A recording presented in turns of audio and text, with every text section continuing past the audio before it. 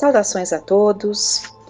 Vamos buscar para nossa reflexão, no livro Ação e Reação de André Luiz, psicografado por Francisco Cândido Xavier, logo no prefácio de Emmanuel, que Emmanuel chama Ante o Centenário, Emmanuel vai nos dizer que esse livro foi trazido por André Luiz, Ação e Reação, que quer dizer a lei de causa e efeito, né? Foi trazido por André Luiz em homenagem ao centenário do Espiritismo, né? Ao centenário da doutrina espírita. O prefácio foi assinado em Pedro Leopoldo em 1 de janeiro de 1957. A 18 de abril de 1857, né, temos o marco, com o Livro dos Espíritos, o marco inicial da doutrina espírita. Então, estavam há poucos meses do centenário. E Emmanuel nos relata um século de trabalho, de renovação e de luz para contribuir nas homenagens ao memorável acontecimento. Então, André Luiz nos traz, né, essas páginas de um aprendizado profundo em comemoração ao centenário da doutrina. Escrevendo, o nosso amigo desvelou uma nesga das regiões inferiores a que se projeta a consciência culpada, além do corpo físico, para definir a importância da existência carnal como sendo verdadeiro favor da divina misericórdia, a fim de que nos adaptemos ao mecanismo da justiça indefectível. É por isso que entretece os fios de suas considerações com a narrativa das relações entre a esfera dos espíritos encarnados e os círculos de purgação, onde se demoram os companheiros desenfaixados da carne que se acompliciaram na delinquência, criando pelos desvarios da própria conduta o inferno exterior, que nada mais é que o reflexo de nós mesmos, quando pelo relaxamento e pela crueldade nos entregamos à prática de ações deprimentes que nos constrangem à temporária segregação nos resultados deploráveis de nossos próprios erros. Então ele vai nos relatar as suas experiências em regiões bastante inferiores, em que se demoram aqueles espíritos, aqueles companheiros desligados do corpo de carne, mas acompliciados com a delinquência, por crueldade, por relaxamento, mas sempre dentro de situações bastante difíceis. É uma região de um padrão vibratório bastante inferior. E o Emmanuel nos relata que André Luiz faz-nos sentir que o Espiritismo revela uma concepção de justiça ainda mais ampla.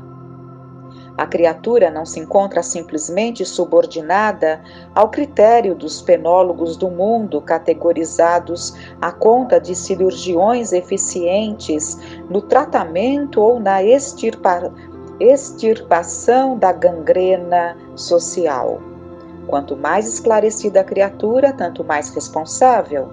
Entregue naturalmente aos arestos da própria consciência na terra ou fora dela, toda vez que se envolve nos espinheiros da culpa.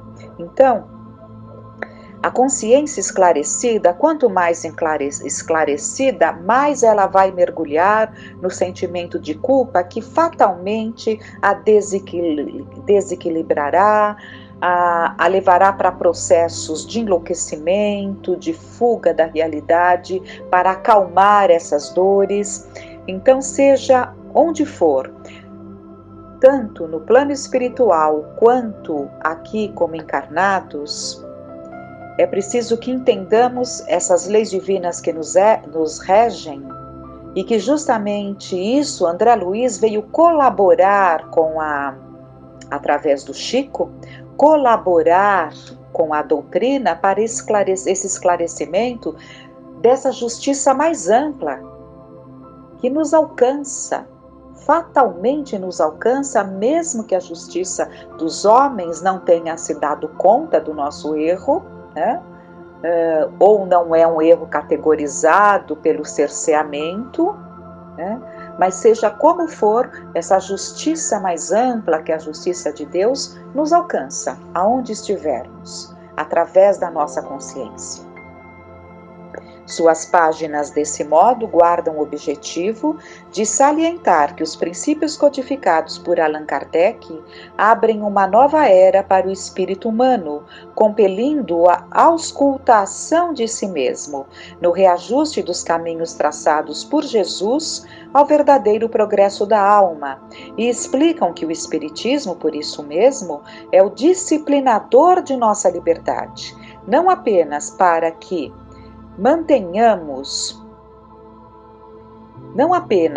tenhamos na Terra uma vida social dignificante, mas também para que mantenhamos no campo do espírito uma vida individual harmoniosa, devidamente ajustada aos impositivos da vida universal perfeita, consoante as normas de eterna justiça, elaboradas pelo supremo equilíbrio das leis de Deus.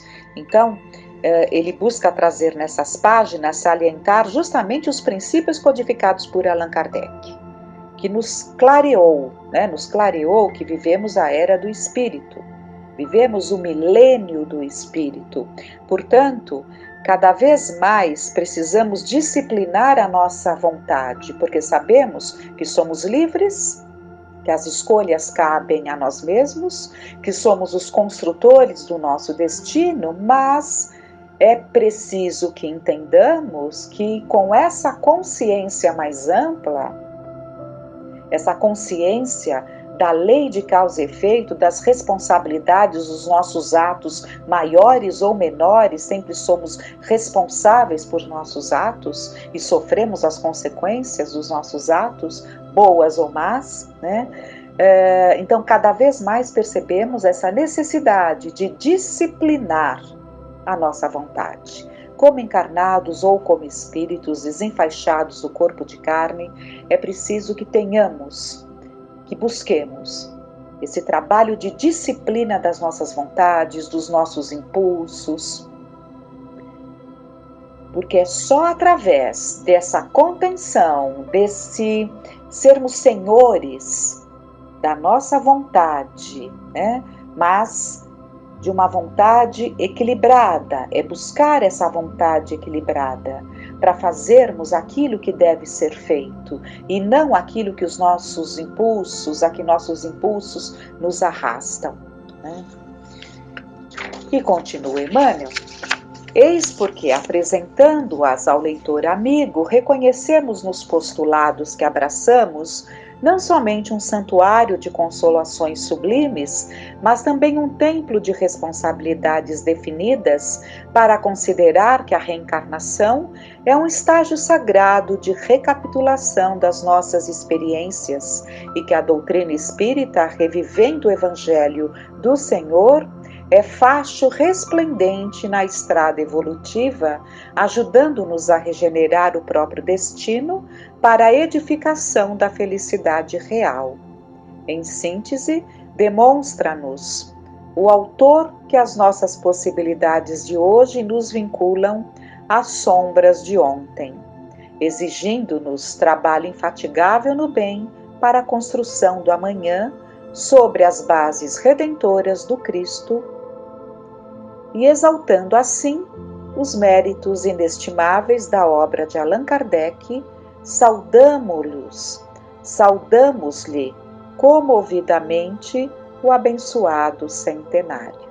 Emmanuel, Pedro Leopoldo, 1º de janeiro de 1953. E assim temos o primeiro capítulo deste livro, Ação e Reação, que significa lei de causa e efeito, e vemos lá, mais uma vez, Hilário na companhia de André Luiz, visitando a Mansão Paz, que é uma notável escola de reajuste de que Druso era o diretor abnegado e amigo.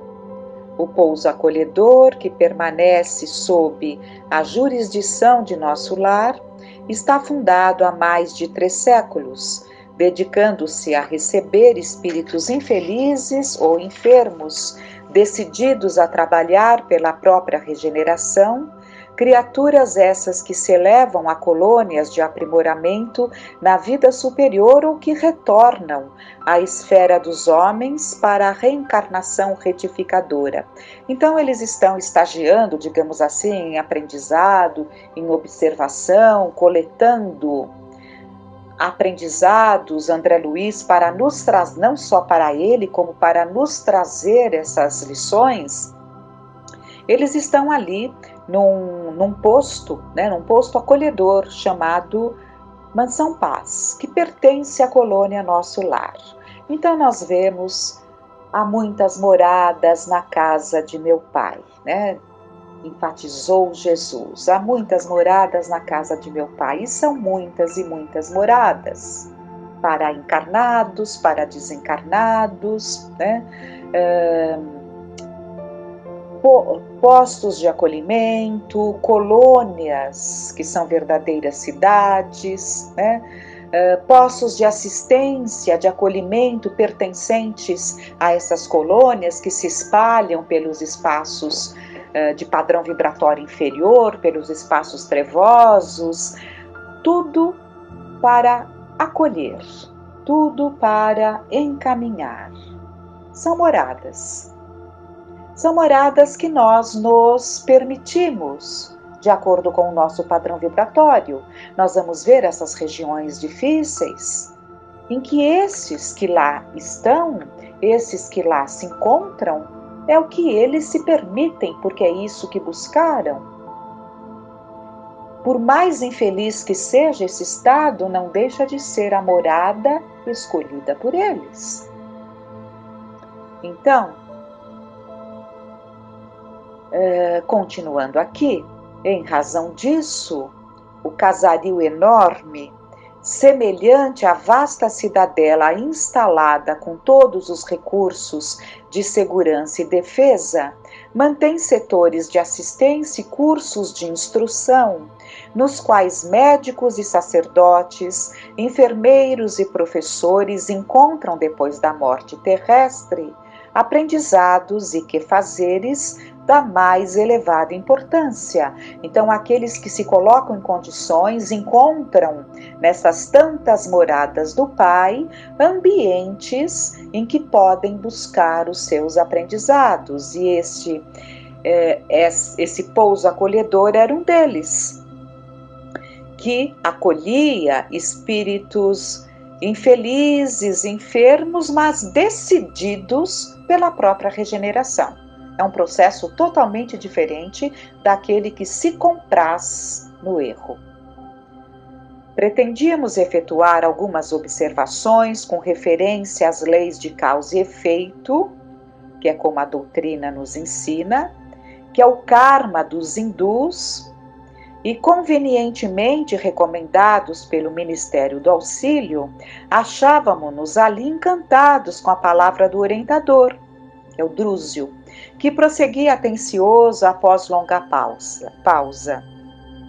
Acresce notar que a Terra é vista sob os mais variados ângulos. Para o astrônomo, é um planeta a gravitar em torno do Sol. Para o guerreiro, é um campo de luta em que a geografia se modifica à ponta de baionetas. Para o sociólogo, é amplo reduto em que se acomodam raças diversas, mas para nós é valiosa arena de serviço espiritual, assim como um filtro em que a alma se purifica pouco a pouco no curso dos milênios, acendrando qualidades divinas para a ascensão à glória celeste. Por isso, há que sustentar a luz do amor e do conhecimento no seio das trevas, como é necessário manter o remédio no foco da enfermidade. Enquanto nos entendíamos, reparávamos lá fora, através do material transparente de larga janela, a convulsão da natureza. Então, André Luiz vai nos relatar o que eles viam olhando para fora pela extensa janela desse pouso acolhedor. Ventania ululante, carregando consigo uma substância escura, semelhante à lama aeriforme, remoinhava com violência em torvelinho estranho à maneira de treva encaixoeirada. Apareciam de relance, jungidos uns aos outros, como vastas correntes de criaturas agarradas entre si, em hora de perigo, na ânsia instintiva de dominar e sobreviver. Druso, tanto quanto nós, contemplou o triste quadro com visível piedade a marear-lhe o semblante. Fixou-nos em silêncio como a chamar-nos para a reflexão. Parecia dizer-nos quanto lhe doía o trabalho naquela paragem de sofrimento, quando Hilário, então, interrogou: por que não descerrar as portas aos que gritam lá fora? Não é este um pouso de salvação? Sim, respondeu o instrutor sensibilizado, mas a salvação só é realmente importante para aqueles que desejam salvar-se. Então, o que nós vemos aqui? Aqueles que estavam naquele estado desesperador, que nós vamos ver as razões e que estado desesperador seria esse, eles não tinham condições de serem acolhidos nesse pouso acolhedor. Assim como muitos espíritos que se colocam em torno da casa espírita, imbuídos da vontade de invadir, de prejudicar, sem nenhuma condição de sequer beneficiar-se da entrada na casa, porque quando existe a possibilidade do benefício, eles são atraídos para dentro, mas esses outros tantos que estão muito longe dessas condições, mantêm-se fora, impedidos por correntes magnéticas de adentrarem a casa espírita, de adentrarem determinados ambientes da casa espírita. Né? Então, é isso que se dá. E quando vão entrar? Quando poderão entrar? Quando se colocarem em condições. Aqui exatamente não poderia ser diferente a mesma situação.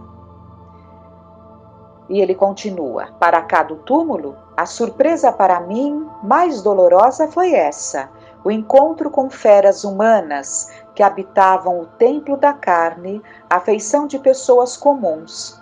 São acolhidas aqui sem a necessária preparação. Atacar-nos-iam, aliás, se acolhidas aqui sem a necessária preparação, atacar-nos-iam de pronto, arrasando-nos um instituto de assistência pacífica. E não podemos esquecer que a ordem é a base da caridade. E o Hilário insiste, mas eles têm consciência disso? Raros deles. As criaturas que se mantêm assim desabrigadas depois do túmulo são aquelas que não se acomodam com o refúgio moral de qualquer princípio nobre. Trazem o íntimo turbilhonado e tenebroso, qual a própria tormenta em razão dos pensamentos desgovernados e cruéis de que se nutrem, odeiam e aniquilam, mordem e ferem. Alojá-los de imediato nos santuários de socorro aqui estabelecidos será o mesmo que asilar tigres desarvorados entre fiéis que oram num templo. Né? Então, temos que já ir para a nossa finalização, mas é importante que entendamos que, por que uns, ao abandonarem o corpo de carne, percebem as presenças amorosas, se entregam e sentem o acolhimento com que são recebidos, né? Outros não conseguem perceber as presenças amorosas, presos às suas próprias aflições, angústias, revoltas, enfim, preso a si mesmo. Por que uns permanecem presos aos lares, prejudicando os que lá estão, tanto quanto a si mesmo? Outros se colocam em condições de serem acolhidos em colônias, em postos de assistência, e outros perambulam soltos a esmo por regiões de padrão vibratório muito inferior. Por que essas diferenças, né? Então basta estudar com atenção, basta ler com atenção as colocações feitas na doutrina, tanto lá na codificação pelo codificador, né, que nos trouxe ali as vozes dos espíritos que com ele se comunicaram, quanto nos continuadores, por exemplo, através dos espíritos que se manifestaram através do Chico Xavier, por exemplo, e nós veremos que nós construímos aquilo que buscamos, aquilo que pensamos, aquilo que somos, vamos construindo e norteando as nossas vidas. Mas não nos esqueçamos que herdamos de nós mesmos aquilo que temos feito de nós. Somos herdeiros de nós mesmos. Então tenhamos muita atenção, aprendendo a disciplinar a nossa vontade. Que fiquemos em paz.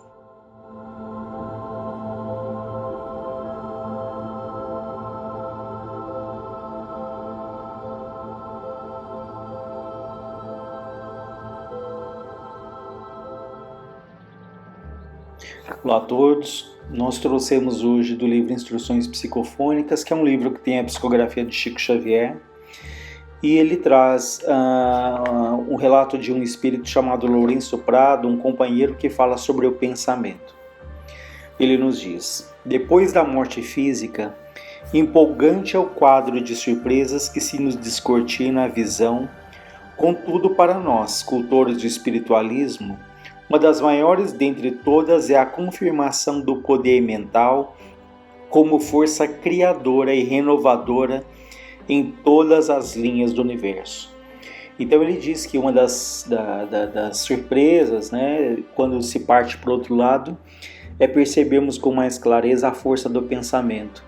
Nós sabemos que a nossa mente é uma usina altamente poderosa, que emite a todo momento os seus pensamentos, né? Emitimos as nossas vibrações, da mesma maneira como também recebemos a todo momento numa troca incessante entre encarnados e encarnados, encarnados e desencarnados.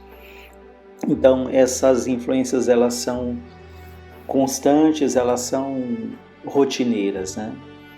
E nós sabemos que o pensamento, ele é mais rápido do que a própria velocidade da luz. A luz, ela tem uma velocidade em torno de 300 mil quilômetros por segundo. Então, imaginando que o pensamento é mais rápido do que a luz, isso dá uma pálida ideia da dimensão que é a velocidade e a importância do nosso pensamento, né? Que supera ali as distâncias imaginadas por nós. Por isso é que a gente fala, poxa, mas eu só estava pensando, né? Não nos dando conta que esse pensamento, ele é força, né? Ele caminha e ele atinge ali os seus fins dependendo da intensidade e da direção dos nossos desejos, né? Então, dependendo desses fatores, ele caminha e atinge, beneficamente ou não, aqueles que são influenciados por esses pensamentos.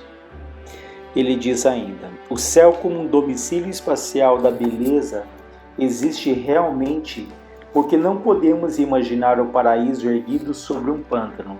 Todavia, acima de tudo, o céu é a faixa de pensamentos glorificados a que nos ajustamos, com todas as criaturas do nosso degrau evolutivo. O inferno, como um sítio de sofrimento expiatório, igualmente não pode ser contestado, porque não será justo idear a existência do charro num templo vivo.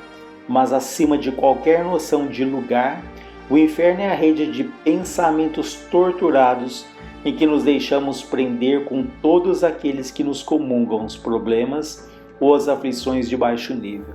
Então ele deixa claro que o céu e o inferno, acima de qualquer coisa, são as nossas construções mentais, né?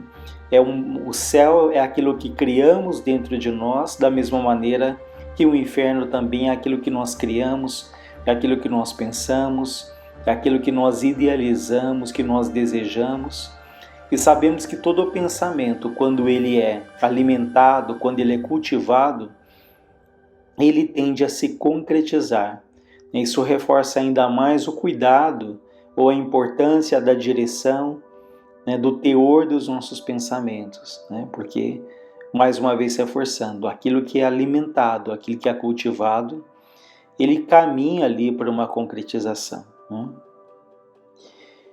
Ele diz ainda: a lei concede-nos, em nome de Deus, na atualidade, o patrimônio de revelações do moderno espiritualismo para aprendermos a pensar, ajudando a mente do mundo nesse mesmo sentido. Então ele reforça que se nós hoje sabemos dessa importância do pensamento, e que tantas filosofias, né, que tantas religiões também o estudam, ele fala da importância de aprendermos a pensar, né? Então, pela nossa condição espiritual, ainda é natural que tenhamos pensamentos difíceis, pensamentos ainda infantis, imaturos, né?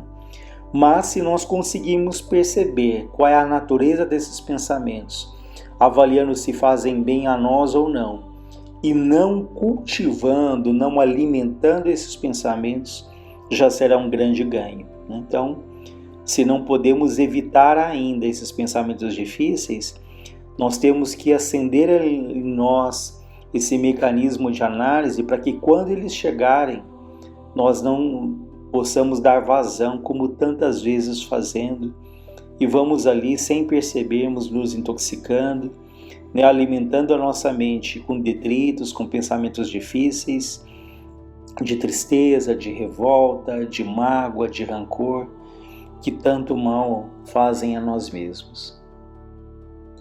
Antes ele falava uma frase que vale a pena comentar, que ele diz: é preciso acordar para as realizações do mentalismo a fim de nos desembaraçarmos dos grilhões do pretérito, né, das prisões do passado, criando uma manhã que não seja reflexo condicionado de ontem. Então a importância dessa educação do pensamento, porque toda atitude, toda ação, seja no bem ou no mal, ela começa pelo pensamento.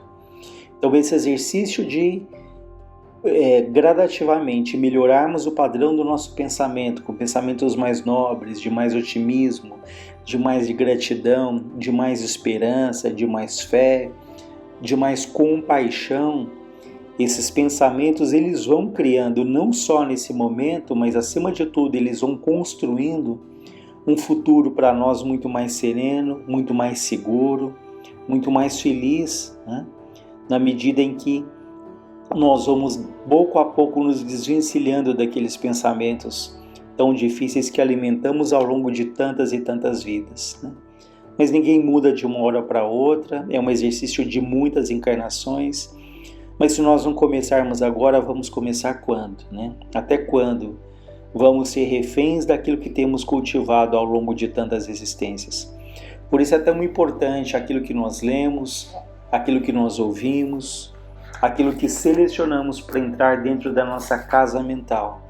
Da mesma maneira que nós temos um cuidado muito grande com quem entra na nossa casa física, na nossa residência, deveríamos ter bem mais cuidado para avaliar aquilo que entra na nossa mente, né? Quais são os pensamentos, quais são os hábitos, quais são as ideias, quais são os ideais que nós cultivamos e nós acalentamos no dia a dia, ao longo da nossa vida.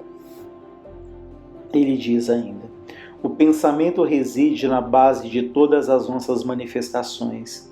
Evoluímos no curso das correntes mentais, assim como os peixes se desenvolvem nas correntes marinhas.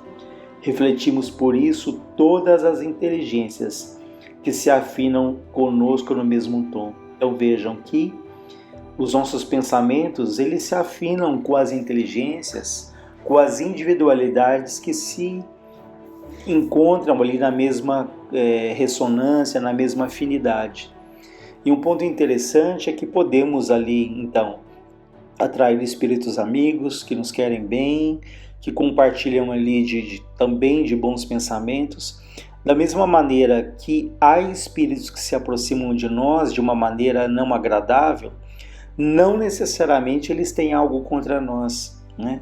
Por quê? Porque eles se aproximam por se sentirem confortáveis com o teor dos nossos pensamentos. Então, se eu sou uma pessoa muito melancólica, uma pessoa muito triste, uma pessoa revoltada, uma pessoa pessimista, eu vou atrair espíritos que vibram nessa mesma frequência, nessa mesma sintonia. E essa presença deles potencializa, amplia aquilo que eu penso. Então vejam que talvez eles se aproximem, que não tenham nenhum grande problema conosco, que não tenham nada contra nós, que não nos queiram prejudicar. No entanto, eles se aproximam porque, como foi dito, se sentem confortáveis, porque eles se sentem familiarizados com aquilo que a gente pensa e eles se sentem bem assim também, né? Então vejam que num processo ali até desagradável de influência sobre nós, quantas vezes nós é que atraímos, né, e dizemos, eu estou sendo obsidiado, eu estou sendo influenciado, colocando a culpa ali em algum espírito, mas pode ser nada mais, nada menos do que a nossa sintonia que atraiu ali aquele companheiro e que talvez ele não tenha a menor consciência de que a presença dele não nos faça bem, né? Então, vejam a importância do nosso pensamento, das nossas atitudes. Na alegria ou na dor, no equilíbrio ou no desequilíbrio, agimos com todos os espíritos encarnados ou desencarnados, que em nossa vizinhança se nos agregam ao nosso modo de ser e de sentir, né? Aquela sintonia que falamos agora há pouco. Saúde é o pensamento em harmonia com a lei de Deus. Doença é o processo de retificá-lo, de corrigir erros e abusos perpetrados, né, criados por nós mesmos ontem ou hoje, diante dela. Então vejam que a saúde ou a doença são reflexos ali do que nós pensamos, do que nós sentimos. Tanto que os gregos tinham aquela frase que dizia mens sana, corpore sana, ou seja, mente sã, corpo são. Então, o nosso corpo físico, as nossas células físicas, né, o nosso corpo que é o templo do Espírito, reflete aquilo que nós pensamos, sentimos, acalentamos. Obsessão, ele continua, é a ideia fixa em situações deprimentes, provocando em nosso desfavor os eflúvios enfermiços das almas que se fixaram nas mesmas situações. Então, cuidado para não termos ali ideias fixas em situações deprimentes, em pensamentos difíceis, né?